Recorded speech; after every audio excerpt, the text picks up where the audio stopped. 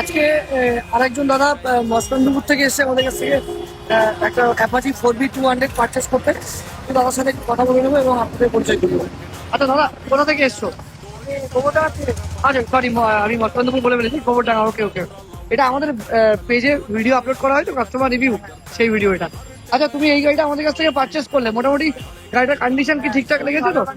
এবং এবং এবং আমাদের যা, তুমি তো এক্সচেঞ্জ করলে গাড়িটা, আমাদের কাছ থেকে এক্সচেঞ্জ করে গাড়িটা নিলে, মোটামুটি আমরা যা প্রতিশ্রুতি তোমাকে দিয়েছি, যে যা যা মোটামুটি আমরা দেবো, বা ইউটিউবে আমাদের যে ভিডিওগুলো দেখো, প্রত্যেকটা যা যা বলা হয় প্রত্যেকটাই কি তোমাকে দেওয়া হচ্ছে তো?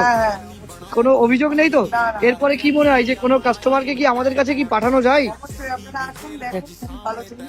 একদম একদম। এবং আমরা আমরা মানুষগুলো কেমন, আমরা মানুষগুলো কেমন দাদা? খুবই ভালো দাদা, খুব ভালো, খুবই ভালো মানুষ। একদম একদম আপনারা- একদম, দাদাও যেমন কাকু তেমন, সত্যি দুজনেই অসাধারণ। এবং এই এত সুন্দর একটা গাড়ি দাদারা পারচেস করলো, একটা R15 এক্সচেঞ্জ করে।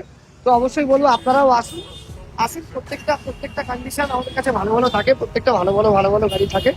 নিঃসন্দেহে পেপার সমস্ত কিছু আপ টু ডেট কমপ্লিট পেয়ে যাবেন, এবং নাম ট্রান্সফারে সামান্য খরচা।